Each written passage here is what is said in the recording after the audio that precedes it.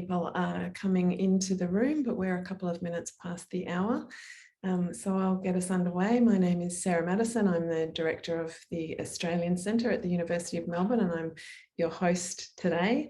Before we do anything else, though, I want to introduce Auntie Georgina Nicholson, who is dialing in. Unfortunately, can't be visibly in front of us today because her internet's not great, but has very kindly dialed in to give us a welcome. And Auntie Georgina, we'll just leave that welcome slide up while you give us a welcome. I'm just sorry we don't get to see your lovely face this morning.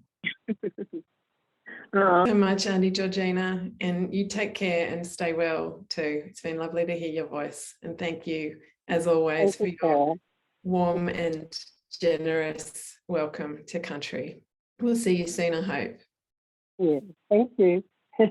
Bye-bye. Bye.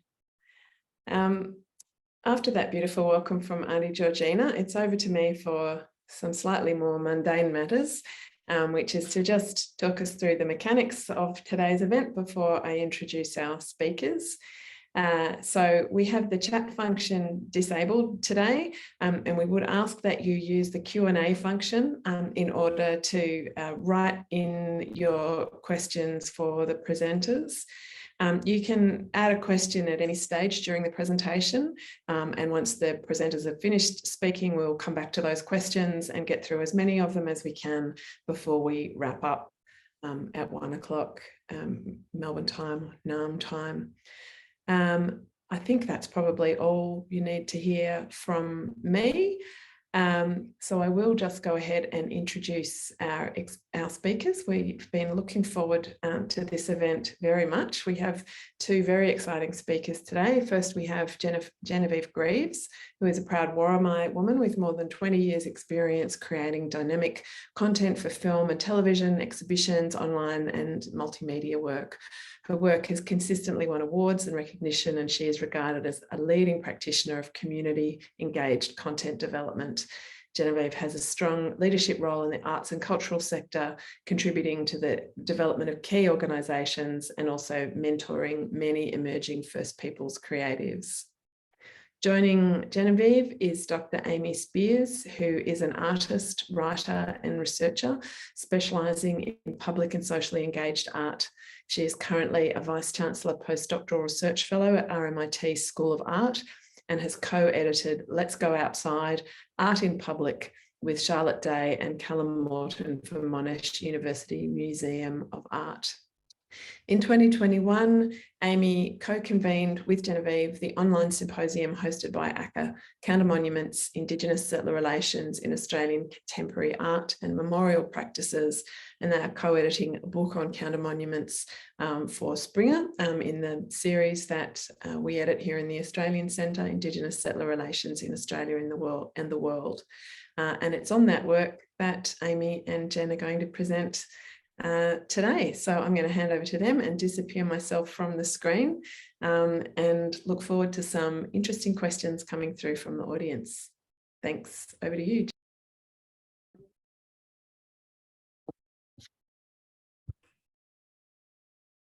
Thanks, Sarah. Yeah, just wait a moment for the slides to pop up.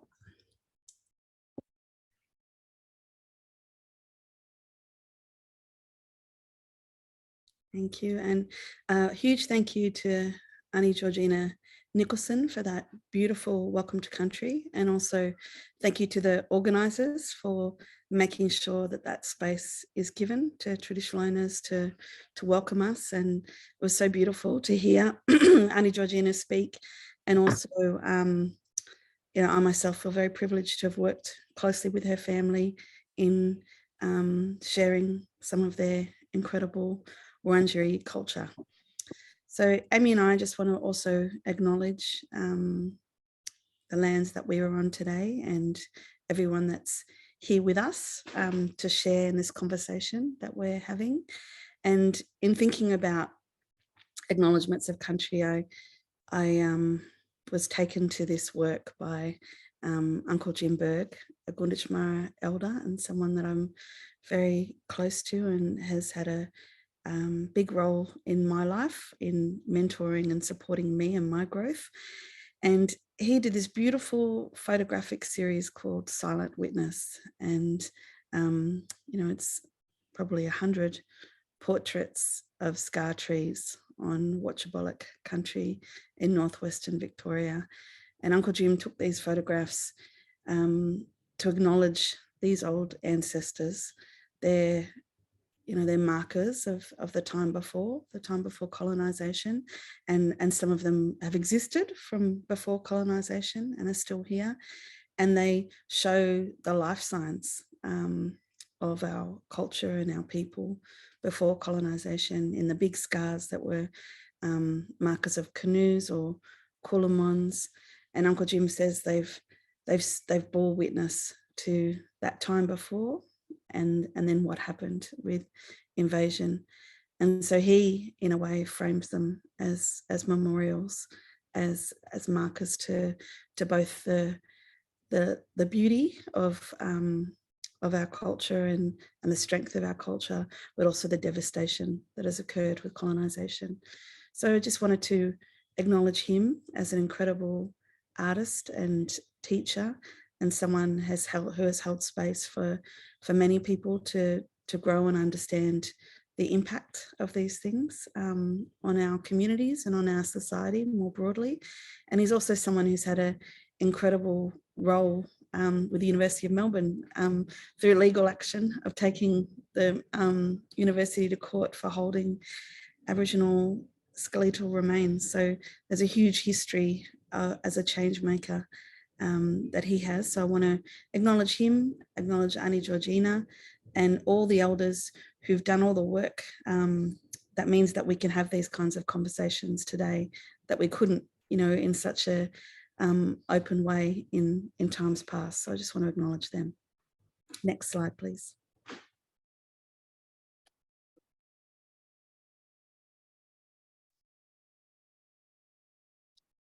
I guess while we're waiting for the next slide to come up, I just wanted to thank Aunty Georgina for the welcome, and Jen Grieves for your lovely acknowledgement just then, and also Sarah Madison's introduction. I feel like Sarah sort of has already given you some snippet of the work that Jen and I are doing together. We're basically, it was some years ago now, Sarah Madison and Sana Nakatar approached me to potentially consider editing a book on public art and memorials in Australia that kind of address colonial histories and the ways that a diverse range of Indigenous and non-Indigenous artists contest problematic memorials and colonial histories in Australia.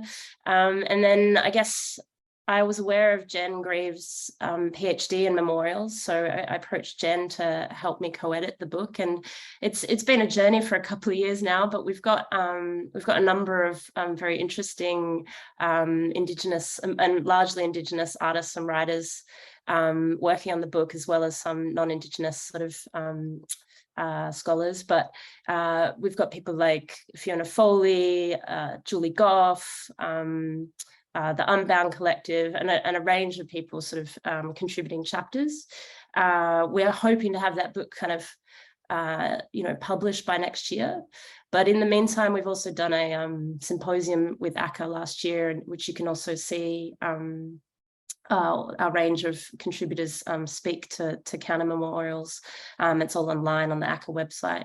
But yeah, today I guess Jen and I will be talking a little bit more in depth about this kind of research that we've been working on for some time. I don't know, Jen, did you want to say anything else about the collaboration? No? Okay. Right. Should we move on to the next slide then? So we just want to take a moment to position ourselves as your speakers and as collaborators in the work that we're doing. I'm a Warramai woman from the southeast of Australia. I'm also a settler descendant, so parts of my family have colonised other parts of my family, and I hold that sort of complex bloodline and identity within me. So in this work that we're doing, which is crossing all sorts of lines of colonisation, identity, history, memory, I feel very bound in that in different ways. So this is lifelong work for me. It's not momentary. It's something that I've been grappling with for my entire existence in different ways. A lot of the work that I do is creative cultural work, as Sarah mentioned, and a lot of it has been related to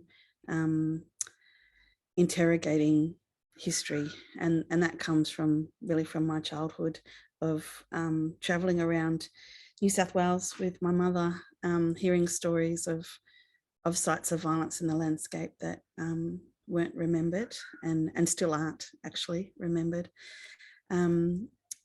Yeah, and I've just, in my own cultural connection, identity back to place, you know, listening to Auntie Georgina talk about the unbroken line of Wurundjeri women she comes from. I'm very proud to come from an unbroken line of Wurundjeri women too, that continues with my little daughter there, Layla Yili. Next slide, thanks. Yes, and I guess just speaking to my positionality, I come from a kind of settler descendant background, sort of Jewish European migrants and a mixed bag of Scottish British colonizer heritage. I've sort of grown up on the lands of the Darug people in Western Sydney, and then moved to Hobart, Tasmania, Nipaluna, Latrawita, and then more recently live in on Wurundjeri country. I guess to speak to why I'm here, I've for a long time have made socially engaged public art about, I guess, contested spaces and contested histories. And for my PhD, I became very interested in a site called known as Hanging Rock. And through that, I sort of bumbled into this space of kind of Indigenous settler relations in public art and becoming more interested as a settler. Like, what is it to make public art or socially engaged art on stolen lands, and kind of grappling with those questions a little bit more deeply. And the new fellowship I've taken up at RMIT is trying to grapple with those questions. And I feel very privileged to be able to work with Jen Grieves on this book, because I feel, when I'm working through these questions, it's very important to be able to work alongside Indigenous scholars and artists and get their perspectives. So thank you very much, Jen, for working with me on this. Shall we go to the next slide? Yeah. So we just want to take a moment just to talk to the context of settler colonialism that we're in, which is a really important thing to acknowledge in the work that we do and in the different interventions by artists that we're exploring. So it's just important to note that colonization is a structure, not an event. It's ongoing. It's not something that exists in a moment in time. It's continuous. We are not post-colonial in any sense of the word. Eileen Morton Robinson talks about us being in a post-colonizing state, so there's an active, ongoing colonial structure that we exist in, and that colonialism is varied in form, and there's lots of different forms of colonialism that Australia is involved in, not just on this soil, but elsewhere in places like the Pacific. But we are in a settler colonial context, and that's something that we need to be conscious of. Next slide, please. So settler colonialism is described here by Shoemaker as large numbers of settlers claim land and become the majority. Employing a logic of elimination, they attempt to engineer the disappearance of the original inhabitants everywhere except in nostalgia. And when we think about our memorial landscape in Australia, this is very much the case still. So this is not something that is shifted a huge amount. I think, the only large survey of kind of monuments around Australia was done in 1988 by a woman called Chilla Bulbeck as a bicentennial project, where she kind of explored the entire continent. And there were only a couple of forms of memorials that were allowed, in terms of Aboriginal representation. Next slide, please. And this is an example of the kind of memorial that has been allowed in our memorial landscape. And it's actually, it's in the Western District in Portland. and it's honouring a man called Wombich Puyun, who his friend, they actually had a very sort of loving and caring relationship, this man and James Dawson. His friend James Dawson erected this monument through grief, but it also described him as the last of his people, and as if there were no survivors of colonisation. Of course, there are many Kure-Wurrung people and Wunutjmara people in the Western District of Victoria. So colonialism has meant that only certain forms of remembrance are allowed in our memorial landscape. Next slide, please. And there's another quote from Takanyang. In order for the settlers to make a place their home, they must destroy and disappear the Indigenous peoples that live there. For the settlers, Indigenous peoples are in the way. And in the destruction of Indigenous peoples, Indigenous communities, and over time and through law and policy, Indigenous peoples must be erased, must be made into ghosts. I really place this here so to really underline that active ongoing colonisation, that which aim is really to destroy and disappear Indigenous people and existence. So when we're talking about monuments and remembrance and memorials, people are often thinking of the past, but this is an active ongoing structure that continues to resist our interventions of truth-telling and sharing history. And so this is the context in which First Peoples artists are trying to, and communities and storytellers are trying to actually share our truth. And that's an important thing to recognise. Next slide. Thanks, Jen. I guess to put it into sort of an art historical context, we've been using the term counter monument. I'm not sure as time goes on whether it's an appropriate term. We'll see how we go.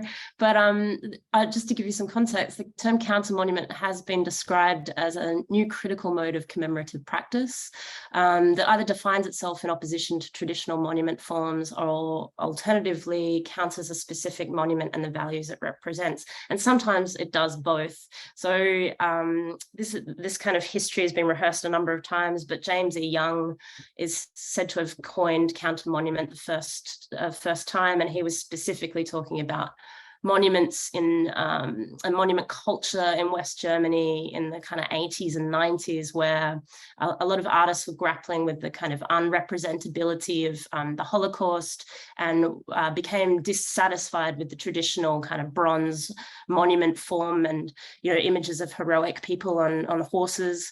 And so increasingly we've seen a movement across the globe of people sort of addressing more historical traumas and marginalized people's sort of stories and narratives through sort of conceptual, abstract, and sometimes ephemeral forms.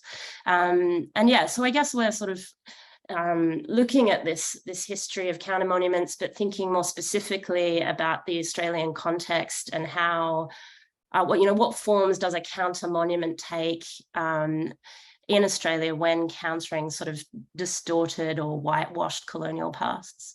Can we go to the next slide? And I guess in thinking what does Australia have very specific genres of counter monument, ones that might be sort of different to the kind of European and North American ones that have been theorized extensely.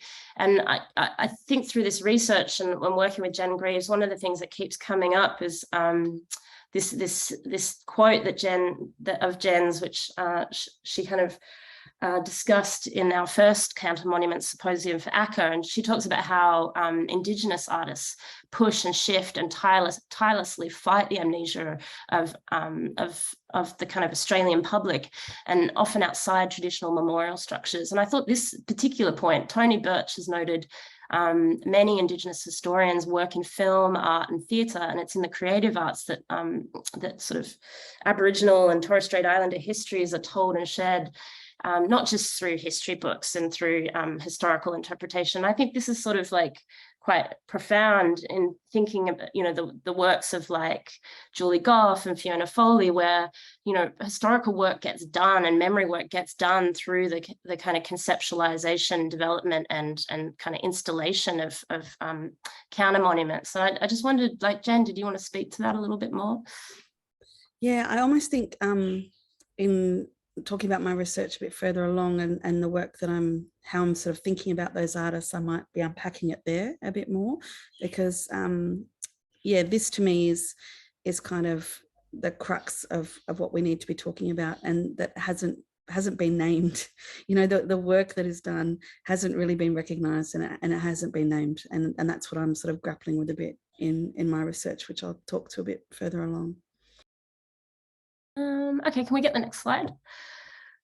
I thought I'd just start with a kind of case study that I'm interested in. I suppose it sort of addresses this idea of you know, Indigenous artists working to fight public amnesia about colonial history and settler history, and the violence of that history. And it's an example of how like this sort of reinterpretation project that I'll be discussing is an example of how so much past injustices and wrongdoings are eluded in Australia's public spaces, and you know, how there are like growing efforts to sort of counter those you know, missing information, and counter the kind of problematic sculptures that we have to live with in our public spaces. So if we can get the next slide. Okay, so this is Julie Gough's breathing space. And I've chosen to not show the statue to honor kind of Julie Gough's gesture in this artwork. So it's basically underneath this you know, valuable, worthy crate is a statue of William Crowther. And the artwork's called, by Julie Gough, is called Breathing Space. And the other day I was watching basically there's been 4 temporary artworks commissioned by the city of Hobart to counter this problematic William Crowther statue. And I was watching recently one of those artworks, which is by Gillian Mundy, and it's a film of basically this sort of Indigenous artists going around and doing vox pops with the public about this statue.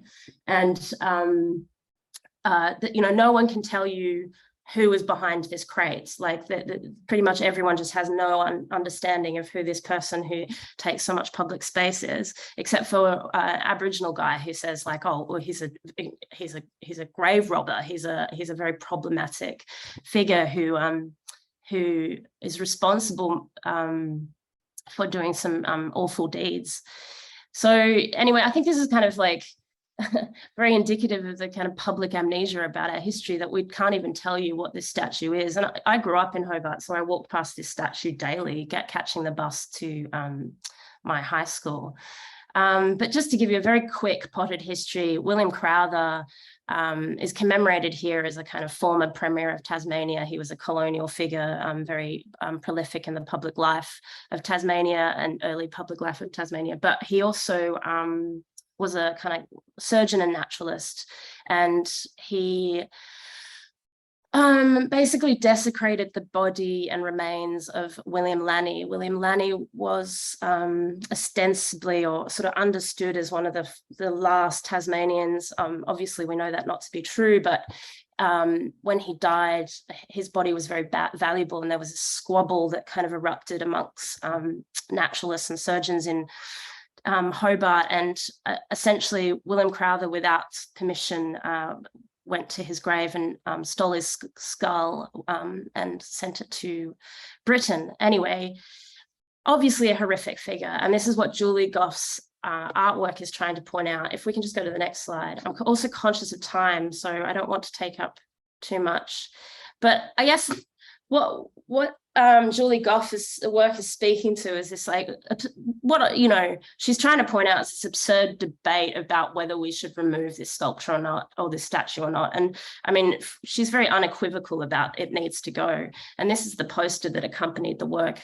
It's a kind of rubbing of the plinth underneath the statue that says nice things about William Crowther, but over the top she says, we don't have to look into the face of evil to know it is there. And this is kind of referring to this idea that, oh, we should keep the statue because it kind of maintains this dialectical possibility of educating the public about, the past kind of racist views. And Julie Gough is very much like, no, it needs to go. If we can go to the next slide. And I've got this slide just in the sense of kind of pointing out that the council was very clear about the temporary nature of this artwork. And, after 2 months, it comes down. And I think this is sort of interesting, these sorts of performances of allowing Indigenous people to give their perspectives, but then, ultimately the colonial order has to be restored, and Crowther comes back to public view. And this was shared on Instagram, but it's sort of like really like a kind of very interesting image of the work, how Julie Gough says she made a very nice crate for the statue and to get rid of the guy, and here they are just sort of like dismantling the crate and not the statue. If we can go to the next slide.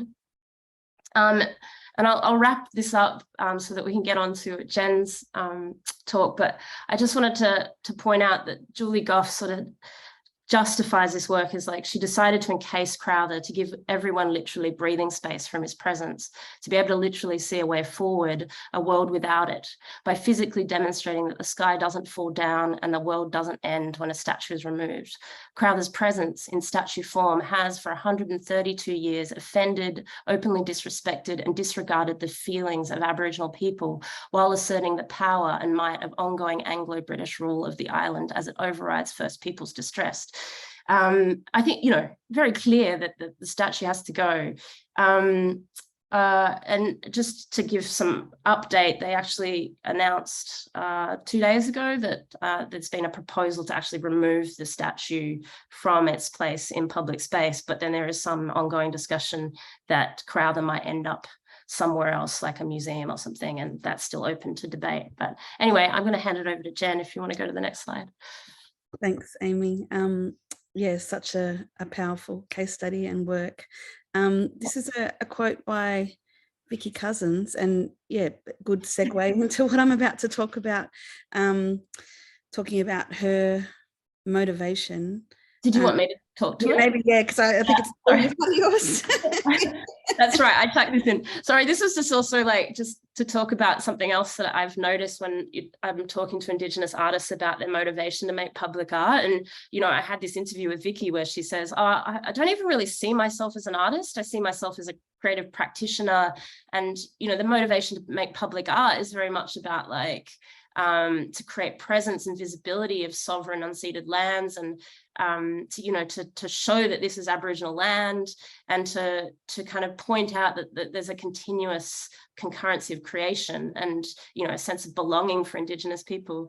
And I think this it's just a markedly different approach to public art than, say, a kind of settler Western perspective. And I just thought maybe Jen, you wanted to talk to that maybe a bit. We might just time-wise might move to the next slide. Yeah. So Amy's been talking about Julie Gough and Vicky Cousins, and these are artists that I'm deeply concerned with in my research and work. And I curated an exhibition in 2016 at Arts House called The Violence of Denial, and that comes from a quote by Deborah Bird Rose, who talks about the pain that happens, a continuous amplification of pain through the repetition of denial. So when you live in a society that continuously rejects, ignores, undermines your voice and your perspective and your experience, so that is a continuous act of wounding. And these artists are all sort of known to me. I have relationships with all of them, and all of them are mentors in different ways. They're people I look up to and have learned from, and have watched and kind of observed them over time and their kind of incredible practice. Next slide. So, you know, they literally put their bodies on the line, like Ree does in this work, and they're not just making artwork, as Vicky says, they're operating in a sort of multifaceted way. So they're living, walking archives. If anyone's familiar with the work of Julie Gough, and you just have to go to her website, you can see the sort of forensic nature of her work. Like, she is continuously excavating, working through understanding each act of violence. She's naming the victims. She's traveling across the state to actually locate the massacres. It's it's not a artistic practice in a Western sense, as Amy is saying. It's a lived sort of existence that is in direct opposition to settler colonialism, and is pushing back against the spaces of silence, the rejection of our narratives. So they're actively decolonizing through that form of truth-telling. Next slide. And in terms of this exhibition and my research, I'm trying to come to terms with how to articulate, you know, the sort of incredibly layered work that they do, which is at a cost as well, because they're entering into histories of trauma and spaces of trauma, and carrying all these things for our communities, but also for the broader society to start to recognize and understand and reflect on the impact of colonization. And, you know, James E. Young talks about memory artists, you know, in the work that Amy was talking about, you know, like trying to start to name and articulate the work that people do in, you know, opposition to these monological histories. But it's not enough, you know, and this is what I'm still sort of unpacking, is how to start to frame their work. Next slide, please. And, you know, Vicky comes to mind when I'm thinking about this, because Vicky's work, and this is a beautiful video projection that she created for this exhibition on a possum skin cloak, with some funeral bags as well that Vicky's made. And even, you know, the work that she's done in the space of possum skin cloak revitalization is extraordinary. You know, she was one of a few women who've revived that practice. And Vicky's work is not only sort of decolonizing in sort of shifting colonialism, it's also revitalizing, regenerating. You know, it's working on so many different levels, because she's not only worked on the possum skin cloak and reviving cultural practice, she's also revived her language, you know, and in the way that she moves through the world, she is completely sort of decolonizing. So my work is starting to frame how these women operate and how the impacts that their work is having. I'll end it there, just because I'm really conscious of time, and we might have a few questions to answer. Thanks. Oh, they're the last part of Vicky's artwork. They're the funeral bags. So that's the first time that those have been made since invasion. So this is what Vicky's doing in her work, is entering into the archives and bringing back elements of culture. Thanks. Thanks, Jen. What a great point to end on, that ties us back to Auntie Georgina's work on where she talks about waking up language, waking up those cultural practices that, you know, are often written off as having been, you know, died out, along with the kind of memorials you spoke about early. So the floor is open for anyone in our audience to write through some questions using the Q&A function. While we wait for that, I've got a couple of questions of my own. So I'm interested, both of you relate this work, this kind of counter-monument work, the work of producing counter-monuments, to a kind of truth-telling. And of course, we're seeing truth-telling take on a kind of different and institutional forms, particularly in Victoria with the York Justice Commission. And I think there is a lot of excitement about that process. There's a lot of anticipation for what it might produce, but there's also some concern that truth-telling in Australia, in the context of Australian settler colonialism, isn't going to produce the sorts of transformations in the relationship that a lot of First Nations people might be hoping for. And I'm wondering how you've engaged with those concerns in your work around counter monuments. What kind of hopes are attached to the presentation of these works, and how then do you see the public actually engage with them? Well, I just want to pick up on a point that Amy made around the temporary nature of these interventions, you know, like through Julie's work being allowed to be up for, you know, a couple of months and then it's removed. And it's great that from that, you know, there is some larger shift, you know, where that statue will be removed. But that's a continuous problem that we have, you know, like any interventions that we're kind of allowed to make are always of a temporary nature, because there's this upholding of the status quo in the sort of settler colonial narrative. Like William Crowther was, like, what if you're familiar, and Amy was talking about with what he did, you know, it is extraordinary that statue is still up, you know, but that's just one example across so many others. Like if you look at Gippsland and Angus McMillan and his name appearing everywhere, you know, like we're continuously faced with the faces and the names of the perpetrators of violence that isn't recognised. So my hope in this space is that we move to a permanency. Nothing's permanent, of course, but an allowance where we can actually start to really shift that memorial landscape. Like we're so far behind, you know, in terms of what needs to be done. And a lot of my work is talking to people about particular massacres and how they sort of still, those histories still live in people on both sides, both victims and perpetrators.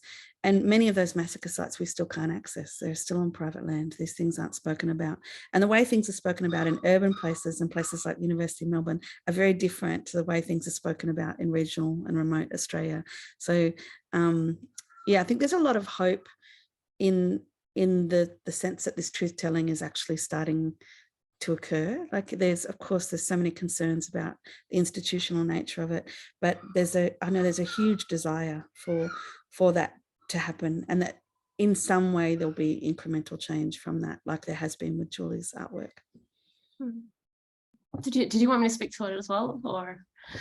Or if you've got something to add, go. I guess, I mean, I don't want to take up too much time, but I mean, I think you've got nothing but time. It's all right. No rush. I was thinking Julie Gough's work, and a lot of these works are talking about this sort of intolerability of these colonial statues. And I think what's kind of disconcerting is like the settler public seems to not quite grasp the horror of a lot of these histories, and they sort of want to keep it this sort of abstracted, like, oh, it's a good site for debate. And I think a lot of Indigenous artists are trying to show us that these things are like intolerable. And I don't know, I think as a settler public, we need to do a lot more to teach ourselves our own history before we kind of engage in these debates. And sometimes I feel like truth-telling is really just, you know, something settlers need to spend a bit more time on at home reading history books. But anyway, it does sometimes feel performative, a lot of these commissions, and I was a bit cynical until I read that the city of Hobart are recommending to remove the statue, but you know, we should see what happens next. Yeah, well, that kind of leads to my next question, which also relates to a question that's come in from one of our viewers today. The question that they ask is, what do you think we could do when we see highly inaccurate, offensive or hurtful public art, short of vandalising it? I personally don't have a problem with vandalising hurtful, offensive public monuments that, you know, as you've both made very clear, continue to traumatise members of the community. But I'm interested also in how you think this kind of counter monument work relates to you know, the roads must fall, the decommemoration, the global decommemoration movement that is very much, in terms of where you just landed there, Amy, about taking down statues, about bringing down those memorials that gloss over or in fact, celebrate people, mostly white men, who have conducted absolutely heinous acts against First Nations people. So where does the counter monument work sit in relation to the decommemoration or tearing the statues down approach? Amy, do you want to? Yeah, no worries. Look, yeah, I think I'm like you, Sarah. I have no problem with vandalization and, like, you know, activists taking it in their own hands and removing statues. I guess the counter monument movement sits alongside it. There's lots of different ways to counter monuments, and I mean, there are some people that argue that the artist's kind of approach might encourage more deeper engagement with the history and might encourage a kind of more effective response. I mean, I think that, like, removing a statue is quite effective, and, you know, it has a capacity for catharsis. But yeah, I don't know, Jen, do you have thoughts on this? Yeah, I just agree. You know, these statues are causing deep trauma. You know, I think I'm all for any kind of interventions, whatever form they take. And you see them all the time. You know, you see like the Cook's Cottage, or, you know, in Melbourne, or Captain Cook's statue in Sydney. And I think those interventions just show the failure of the state to really adequately address historical trauma and to be, you know, actively engaged in truth telling. So I think those sorts of interventions bring attention to that as well. So let's keep bringing attention to it, because things need to change. They really do. And there's another question there from a Palawa woman who says, Brenda McDermott, as Palawa woman, how can people heal with the constant reminder of the trauma and destruction of our people with these statues? And that's like, it's a really poignant question, because how can we can't heal when we're continuously faced with that trauma. And that's, you know, it's an issue all across the country. Any community you can talk to is facing the same things and trying to push back. And the labor of having to do that, like the labor of Julie Gough having to create that statue and in its temporary state, you know, all the work that is being done by First Peoples communities across the country and artists as well is, you know, it's kind of like it burns people out and it drives them into the ground. And so that we do need the, you know, white settler community or broader settler community to be engaging in these debates and to be doing that work for us as well, and to be understanding the history of their place and understanding the memorial landscape and what needs to shift in order to help to create spaces for healing to occur. I might just jump in quickly and just say also, I think that sometimes, you know, removing a sculpture or a statue tends to be maybe just a bit of a symbolic act. And I think the important thing is to combine these sorts of movements to kind of contest or remove statues into a kind of broader movement towards treaty and truth telling, and, you know, help to use that education moment to build movements. Yeah, I think it's enough to just finish it with chucking a sculpture in a canal or something. It's part of a kind of ongoing effort, you know. And certainly there have been proposals as well that, you know, rather than just chucking a statue in a canal, as satisfying as that must feel, is actually to relocate them to a museum, to actually, because you know, often the conservative response is, oh, well, you're erasing history by doing this. Well, like, if it's history, let's put it in a museum, and let's use that museum space to have that debate, to have that conversation about what this person actually did, which is quite a different proposition to having these statues take up public space without context often, or with some small brass plate, and that is purely celebratory. So we've got a question here about how, you know, why it is that you situate, you describe Australia as settler colonial, but in particular in relation to these monuments. Is it because they still exist? Is it because settlers underappreciate the trauma that these monuments continue to inflict? I think you've answered that, but if you've anything to add on that point, I think it's an important one. I would describe settler as a settler colonial state because it is, not just in terms of the memorial landscape, but in all aspects of our society, you know. So it is a deeply colonized society and colonizing society. So yeah, and the memorial landscape is a very good example of that. But even our built environment, you know, you only have, if you're living in Melbourne, you only have to walk the streets to see the kings and queens and the Lord Melbourne, all of these things. So it is yeah, I take umbrage with the word post-colonial because I think it's bandied around a bit, and there's a sense that we're, you know, that colonialism occurred in the past and we're now sort of free of it. It's like the way people described the US as post-race when Barack Obama was, you know, brought into as the president, but then they had the Black Lives Matter movement. Of course, you know, they're not post-race and we're not post-colonial in any sense of the word. So I think it's just really important to acknowledge that that's the system that we're in, because it's not spoken about enough, and it's kind of an invisible system of power that's just accepted and not interrogated enough. I think you only need to see that video of Lydia Thorpe having to pledge allegiance to the Queen to know that the colony continues to perpetrate its violence. And I think, you know, even looking at the City of Hobart's Crowther reinterpretation website, it's all on the council's terms. It's all on the kind of the White Committee's terms of how it might be removed. They have to do consultation. These things are never properly decolonial, where it's handed over to the First Peoples to make a decision what to do with these things. So yeah, it's very much like still very colonial. Yep.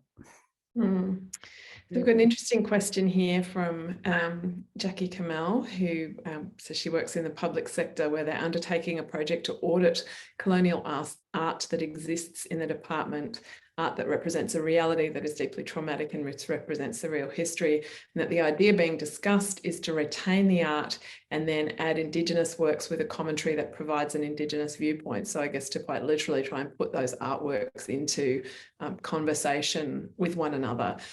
What do you think of that as an approach, given the fraught nature of complete removal or vandalisation? It's really hard to answer that without knowing the specifics, you know, of what you're doing, because but I think that, you know, it's good to have works in dialogue with each other, but I think I can sort of sense a danger already, in the sense that the colonial works can create trauma, you know, and that's how you manage that, how you acknowledge that, how you manage that, how you show them without generating that trauma in Black audiences is a big question, and it's not one that I've seen handled well in Australia to date, I would say. So these are really, they're vexed questions, but it doesn't mean it can't be done, but you know, how it's done, and to allow for that kind of, you know, community input from the start and a sort of collaborative process to think about how this could even happen would be my advice, you know, to take that to a place where it needs to go. But most projects don't allow enough time for that to happen, and they're not usually generated by community. They're usually generated by people outside community who want to engage with these histories. So there's a lot to say about the process of doing this kind of work, and the nuance needed to do it in a way that doesn't magnify, amplify, generate trauma. Yeah.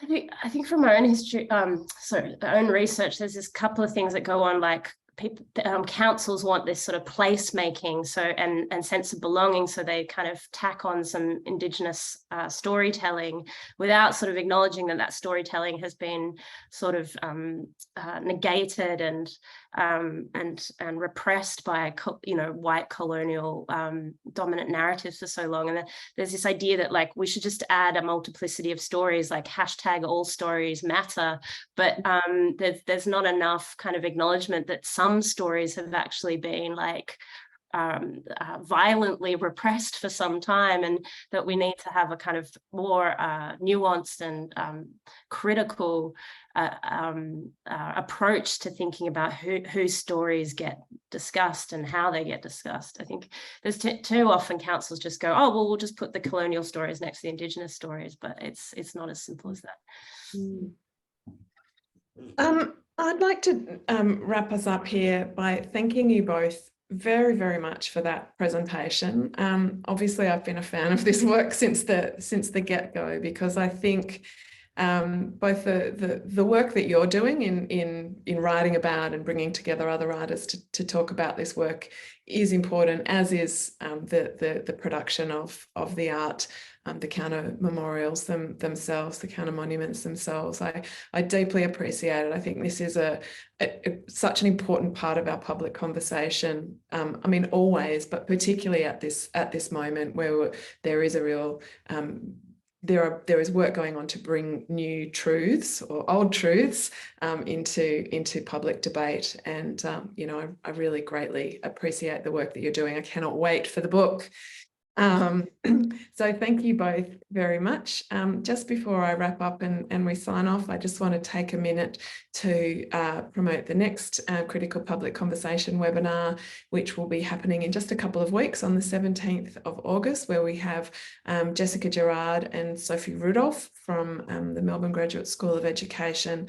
They're talking about their book, Educating Whiteness, which makes the argument that whiteness is not anything natural or just related to skin colour, but is actually a set of practices that is taught in schools. So do join us for another really stimulating conversation then. Amy and Jen, thank you again. Terrific to see you, and thank you so much for presenting this really challenging, thought-provoking work. Thank you. Thanks, Sarah. Thanks, everyone. Bye, everyone. Thanks, everyone, for joining us. Bye.